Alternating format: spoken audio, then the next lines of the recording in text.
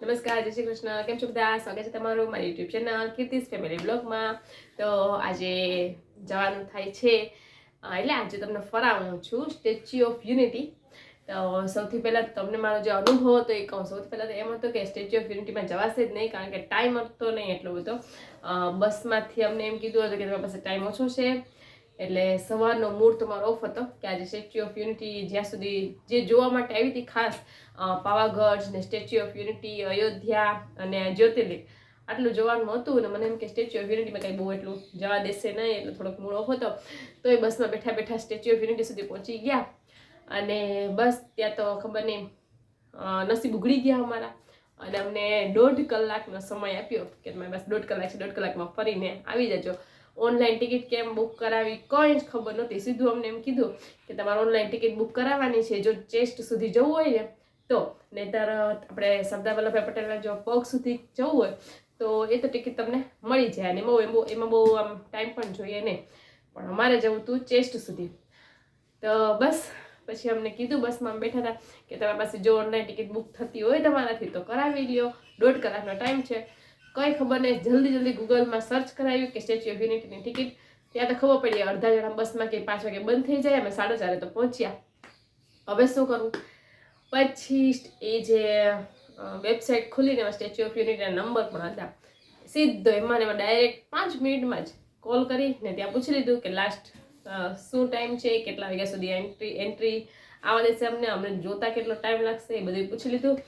અને એ બેને એમ કીધું, જે હતા એ બેન જેણે ફોનમાં વાત કરી, એમણે કીધું કે તમારે જો આ સ્ટેચ્યુ ઓફ યુનિટી આખું જોવું હોય તો 1.5 કલાક તો જોશે ને, 45 મિનિટથી 60 મિનિટ સુધીનો ટાઈમ જોશે તમારે. મેં કીધું બસ તો અમારી સ્ટેચ્યુ ઓફ યુનિટી સુધી પહોંચી જ ગઈ છે, 4:30 વાગ્યા હતા. બસ ટિકિટ બુક કરાવવાની છે ઓનલાઈન, તો કરાવી લો. તો કે હા 4 થી 6 છેલ્લો સ્લોટ છે, 4 થી 6 વાગ્યા સુધીનો. બે કલાકનો સ્લોટ હોય કંઈક, તો 6 વાગ્યા સુધીનો છેલ્લો સ્લોટ હતો. અને મેં ફટાફટ ટિકિટ બુક કરાવી.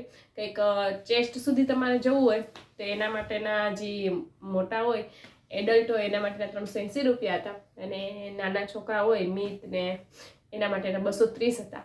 એ વ્યુઇંગ ગેલેરી કહેવાય એને, ચેસ્ટ સુધી એટલે પહોંચી રહ્યું. જ્યારે વ્યુઇંગ ગેલેરી કહું ને એ સમજી જાજો કે ચેસ્ટ સુધી જવાનું થાય વ્યુઇંગ ગેલેરી. અને જો પગ સુધી જવું હોય તો એના 150 રૂપિયા એડલ્ટના, અને નાના છોકરાઓના 90 રૂપિયા. તો અમને ટિકિટ પણ મળી ગઈ. પણ હવે એમ હતું કે આ ટિકિટ બરાબર છે કે નહીં, કંઈ ખ્યાલ નહીં. કે ઉતાવળમાં ટિકિટ બુક કરાવી લીધી, જલ્દી બસ અંદર ગયા એન્ટ્રીમાં, ટિકિટ પહેલાં બતાવી દીધી કે આ ટિકિટ બરાબર છે. અને જ્યારે ભાઈએ કીધું કે હા બસ આજ બરાબર છે, એટલે આપણે હાશ થઈ ગયા. હાલો હવે જલ્દી કલાકમાં આ બધું પૂરું કરવાનું છે, કારણ કે 4:30 તો ત્યાં બસમાં થઈ ગયા. પછી અંદર જઈએ, અંદર પણ ઘણું ચાલવાનું ને છે. પણ અમારા સારા હતા કે જલ્દી બસ પણ મળી ગઈ અમને, અને બસમાં બેસી અને સીધા સ્ટેચ્યુ ઓફ યુનિટી સુધી પહોંચી ગયા. ત્યાં બસ હતી જ. જો તમે સર્ચ કરાવશો યુટ્યુબમાં, તમે વિડીયો તો જોયા જ હશે. સ્ટેચ્યુ ઓફ યુનિટીના એક બસ હોય છે જે ફ્રીમાં ત્યાં સુધી તમને પહોંચાડી દે. તો બસ ત્યાં સુધી પહોંચી ગયા. અને હવે હતું ટાઈમ જોવાનો. પણ તમને જો ખબર હોય તો આપણને બસ જ્યાં ડ્રોપ કરે ને ત્યાંથી સ્ટેચ્યુ ઓફ યુનિટી સુધી ચાલવાનું ઘણું ડિસ્ટન્સ હોય છે. અને વચ્ચે હા પાણીની સુવિધા બહુ સરસ હતી, ઠંડુ પાણી, મજા આવી ગઈ. એમ થાય કે ઓહો, પાણી પીને બધો થાક ઉતરી ગયો. પાણી પી લીધું અને બસ ચાલવાનું ફટાફટ શરૂ કરીએ કે હાલો હવે જઈએ. પણ નાના છોકરાઓ ભેગા હોય એટલે હવે એમ થાય કે એને કેમ ભગાવા, મિતને ને ધાર્મિકને ને.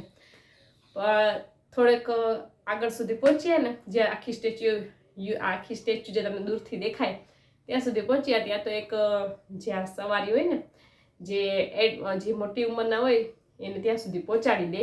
અમને એમ કે અમારે કદાચ નહીં, અમે અંદર પૂછતા એમ થયું કે આમ કેમ પૂછવું કે આમને ત્યાં સુધી પહોંચાડી દેશે કે નહીં, કે અમારી સાથે પણ વડીલ તો હતા જ. એ બધા ચાલીને આવે તો વાર તો લાગે, ત્યાં સુધીમાં કલાક તો નીકળી જ જવાનો હતો.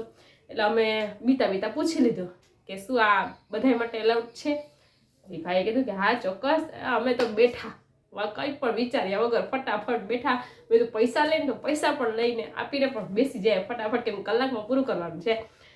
તો બસ બેસી ગઈ સવારીમાં. સવારી અમને ત્યાં છેક સ્ટેચ્યુ ઓફ યુનિટી સુધી પહોંચાડી દીધા. પછી અંદર એન્ટ્રી થઈ અને નીચે જે આખું મ્યુઝિયમ છે એ મ્યુઝિયમ સૌથી સરસ મજાનું હતું. મ્યુઝિયમ જોઈ લીધું. સૌથી પહેલાં તમને એમ થયું કે મ્યુઝિયમમાં અંદર જવાતું હશે, મ્યુઝિયમમાંથી ચેસ્ટ સુધી જવાતું હશે, કે ત્યાં પગેથી ઉપર જવાતું હશે, કે ખબર નહીં. પહેલાં તો અમે આ સીડી ચડી ને જે ઓલે ઇલેક્ટ્રિક લેડર કહે ને એમાં એ ચડી 4 સીડી હતી એવી. અમને તો મોજ જ પડી ગઈ, ધાર્મિકને તો વધારે મોજ પડી ગઈ. બસ એમાં ચડી ને ઉપર સુધી પહોંચી ગયા, પગ સુધી. અને મ્યુઝિયમમાં ને ચેસ્ટ સુધી જવા માટે અંદર જે એન્ટ્રી છે એમાં મ્યુઝિયમમાંથી જવાનું, પછી આપણે ઉપર જઈ શકીએ. તો ચાલો તમને આખો વિડીયો સરસ રીતે બતાવું. તો ચાલો શરૂ કરીએ સ્ટેચ્યુ ઓફ યુનિટી. ચાલો ફરીએ, તમને પણ ફરાવું, અમે પણ ફર્યા. તો જો અત્યારે અમે જે ફોટો પાડ્યો છે ને એ અમે બસની રાહ જોઈએ છીએ. જો આ એરિયા જ્યાં બસ 2-2 મિનિટ આવતી જાય, આપણે એમ કે રાહ ના જોવી પડે. ચાલો તો આ બસ છે એ આવવા માટે તો રેડી છે જ, એટલે એ બસમાં આપણે જઈશું. એની પહેલાં જો આ તમે નજારો જો, આજુબાજુ ગ્રીનરી બધી મસ્ત હતો, મજા આવી ગઈ. બસ જો હવે બેસી ગયા છે. હાલો બેસી ગયા બસમાં. એસી જવા ના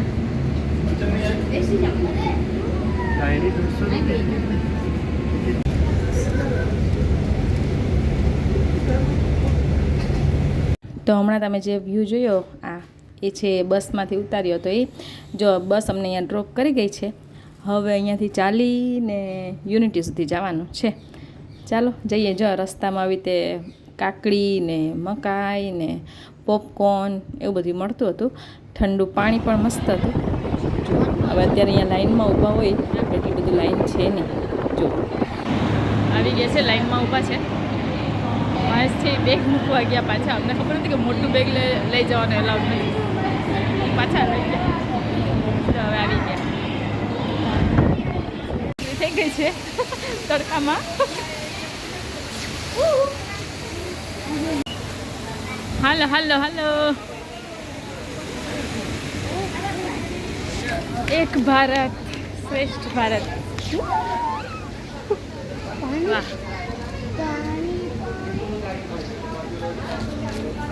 વાહ લાગતી એ આખાઈને ભેગી કરાવવાની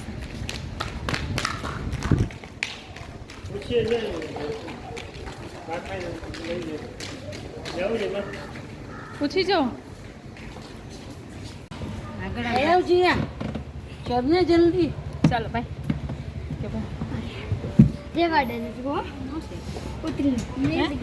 તમને ત્યાં ગેટ સુધી પહોંચાડી દે ફ્રી.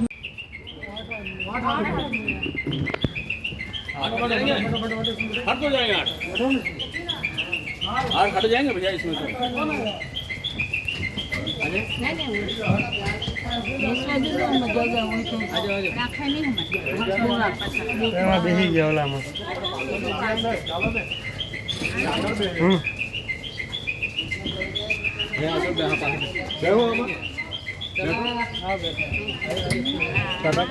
पासा दे जाओ भाई चल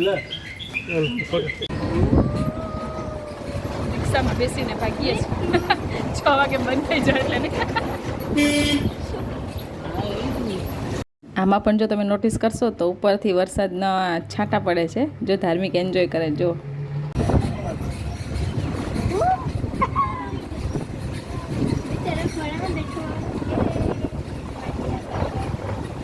ચાલો પછી સ્ટેચ્યુ ઓફ યુનિટી. હા તો જો હજી તો આટલું બધું આગળ હતું ચાલવાનું.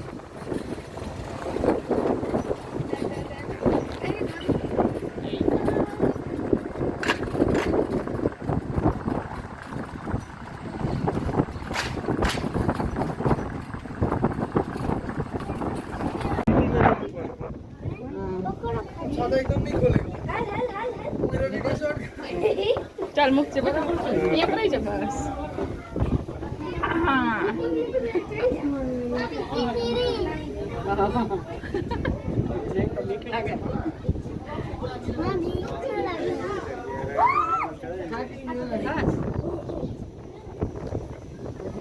હજી પાછી છે. હો એક પગ મૂકી ઉપર લેજો. આગળ મૂકી દે. હા ચાલો જલ્દી પાછું મૂકી દે. અરે ઉપર ચડી જાય તો ઉપર ચડી જાય નમ ક્યાં જાજુ દમનો વિડિયો આ લીધું કહેવાય હા ચાલો પગ સુધી આવી ગયા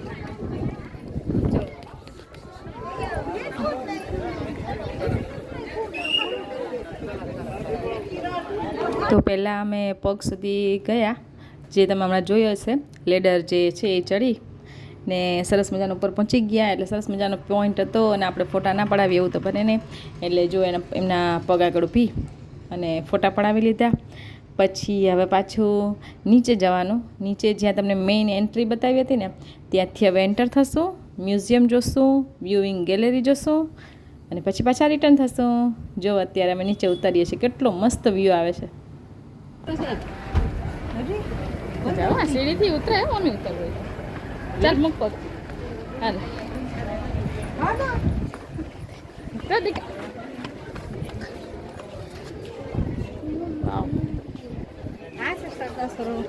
હા હા ઓહો હો ચાલો હાલો મમ્મી હાલો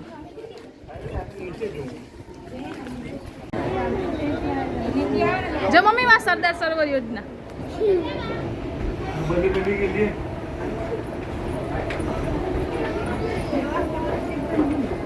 ચાલો ધમો મૂકો અહીંયા જલ્દી વાહ ઓય મસ્ત જો તો સીન તો જો કેવી ચોખી છે આખી ચોખી જા સરદાર સરોવર ડેમ જો સામે એ નર્મદા નદીનું પાણી છે ને એ ડેમ થી જાય તો બધી જગ્યાએ જાય આપણા પોરબંદર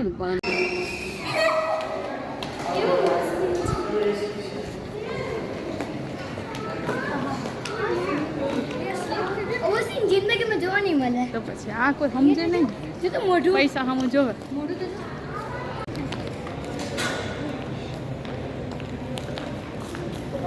આપણે સ્કીપિંગ કરશું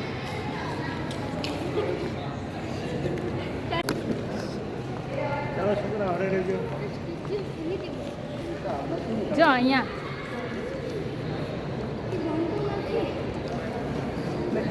છે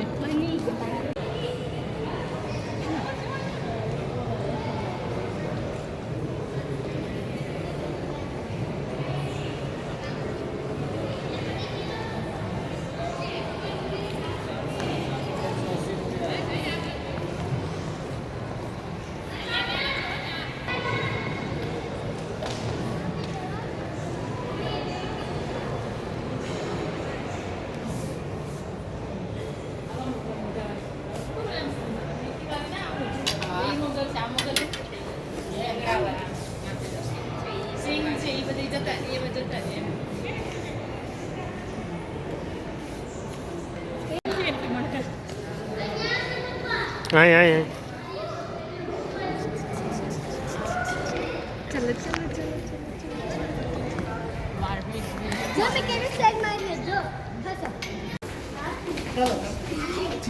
જે કેમ બની જો મમ્મી આપણે જો કેમ બની કેમ બની તો હવે લિફ્ટમાં ઉપર વ્યુઇંગ ગેલેરી જોવા માટે જઈએ છીએ તો લિફ્ટમાં પણ જો આ બે ફોટોસ રાખેલા હતા એટલે મને થયું કે એ પણ ક્લિક કરી લેવા જોઈએ કે નહીં એક ઇન્ડિયન તરીકે પ્રાઉડ લેવા જેવી મુમેન્ટ હતી કે જો આખા વર્લ્ડમાં ટોલેસ્ટ બિલ્ડિંગ છે એ આપણી છે બધાને જ્યાં જ્યાં જે બિલ્ડિંગ આવેલી છે એના નામ એનો કઈ જગ્યાએ આવેલી છે એ બધું લખેલું હતું આ જો એનું સ્ટ્રક્ચર છે અંદર જે બધું તૈયાર થયું હશે આખી બિલ્ડિંગ એના માટેનું આમ જોઈને આમ અકલ કામ ના કરે કે જે એના બનાવ્યું હશે જેણે એને કેટલી મહેનત કરીને આ બધી તૈયાર કર્યું હશે જે એના કોન્ટ્રાક્ટર છે ને બધાની મહેનત જો અત્યારે દેખાય છે મને એમ થયું કે આનો પણ વિડીયો ઉતારવો જોઈએ કારણ કે બહારથી તો જે બધી મૂર્તિ છે એ તો આપણે જોઈએ જ છે પણ જો આ અંદરનું જે સ્ટ્રક્ચર છે એ જોઈએ તો એમ ખ્યાલ આવે કે ના ના ઇન્ડિયા ગ્રેટ છે અને હજી એક લિફ્ટમાં બીજો પણ ફોટો હતો જો આ ફોટો કે આખી જે સ્ટેચ્યુ છે તૈયાર કઈ રીતે થાય પહેલાં શું તૈયાર થયું પછી ધીમે ધીમે આખી જે આ ટોલેસ્ટ બિલ્ડિંગ છે કઈ રીતે તૈયાર થઈ એનો જો આ ફોટો છે ને હવે પહોંચી ગયા છે વ્યુઇંગ ગેલેરી અમને એમ હતું કે વ્યુઇંગ ગેલેરીમાં કંઈક વધારે હશે પણ વ્યુઇંગ ગેલેરી એટલે માટે કહેવાય છે કે આજે તમે જો ગેલેરી અત્યારે જેમાં જોઈએ છે એમાંથી સરદાર સરોવર ડેમ જે છે એ આખો આમ સરસ મજાનો એનો વ્યૂ દેખાય એને કહેવાય છે વ્યુઇંગ ગેલેરી. તો જો અત્યારે અમે એ જોતા હતા. સ્ટ્રક્ચરનો તો જેટલો ફોટો પાડો વિડીયો ઉતારો એટલો ઓછો છે, એટલે પછી એમ કે વિડીયો ઉતારી એટલે જો આ ઉપરથી નીચે સુધીનો આખું એનું સ્ટ્રક્ચર એમાં કાચની રાખેલું છે, એટલે કે આપણે પણ એ જાણી શકીએ કે એટલે કેટલી મહેનત કરીએ છીએ એમ. તો ચાલો પહોંચી ગયા છે ચેસ્ટ સુધી. મેં જેમ કીધું હતું કે અમે ચેસ્ટ સુધી જવાની ટિકિટ લીધી છે. આંખ સુધી જવું હોય ને તો એના માટેની પણ કંઈક 1020 કે એમ કંઈક ટિકિટ હતી, પણ ત્યાં કદાચ નથી જવા દેતા. જે આમ શું કે મહેમાન હોય તો ચીફ ગેસ્ટ હોય તો એને ત્યાં સુધી પહોંચાડે છે. તો આપણે અહીંયા સુધીમાં પણ આપણે રાજી છે, બરાબર ને? તો થોડાક ફોટોસ તો પાડવો જોઈએ કે નહીં, તો ફોટો પાડી લઈએ. બપોરે તડકાનો સમય હતો એટલે આમ તડકો સામે જ આવતો હતો, એટલે બહુ સરખા ફોટા આવ્યા છે નહીં, કેમ કે વિવિંગ ગેલેરી આગળ ઊભી એટલે તડકો જ સામે આવતો હતો. તો જો હવે એ લિફ્ટમાંથી પાછા હવે નીચે ઉતરી ગયા છે. હવે નીચે ઉતરી અને 6 વાગશે એટલે સીધું એક્ઝિટ થવાનું છે, પણ એની પહેલાં હજી ટાઈમ છે તો થોડુંક હજી જોઈ લઈએ. તો આ જુઓ, તમે જેટલી વખત સ્ટેચ્યુ ઓફ યુનિટીમાં ગયા હશો ને જો આ તમે ના જોયું હોય તો તમે એમ છે કે ના પાછું જવું જોઈએ આ જોવા માટે. મસ્ત સીન હતો. જો તમને આપણું ભારત દેખાતું હશે, આપણું ભારત અને એની બાજુમાં જે ભારત છે એ આપણે ભારત પાકિસ્તાન જ્યારે બંને દેશ ભેગા હતા ત્યારનો આખો છે.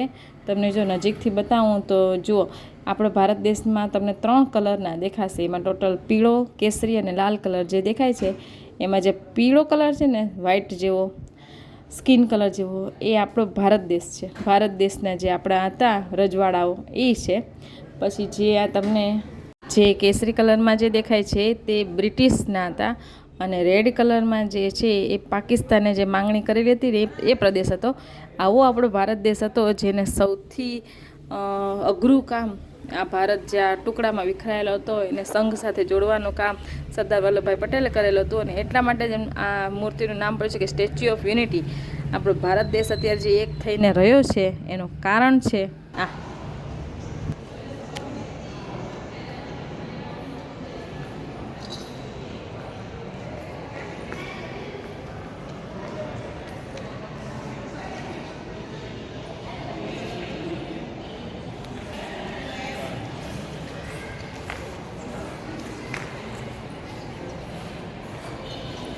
તો જો આ છે અંદર એક થિયેટર હતું, ત્યાં તમે આ બધા વિશે જે પ્રતિમા છે એના વિશે માહિતી મેળવી શકો, પણ એટલો ટાઈમ હતો નહીં કે આપણે જોઈ શકીએ ને સમજી શકીએ, એટલે ખાલી થોડોક વિડીયો લઈ લીધો. ભારતીય શાસન સાથે જોડાવા માટે મનાવી લીધા હતા.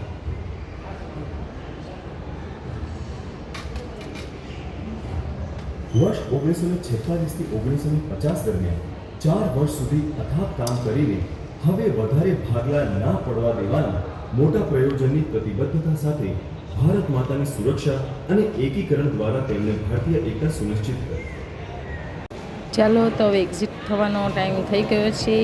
તો આ તમને આખી જે સ્ટેચ્યુ ઓફ યુનિટીમાં જે અંદર નીચેનું મ્યુઝિયમ હતું એ તમને આખો વ્યૂ બતાવી દીધો. તો હવે અમારી સવારી આવી ગઈ છે, એમાં હવે નીકળીએ છીએ ફરીથી જેથી અમને આ સવારીમાં લીધા હતા ત્યાં પાછા ડ્રોપ કરી દેશે. અને જો આ અમારો ફોટો પાડવાનો અહીંયા બાકી રહી ગયો હતો તો ફોટો થોડાક પાડી લઈએ પછી નીકળ્યા.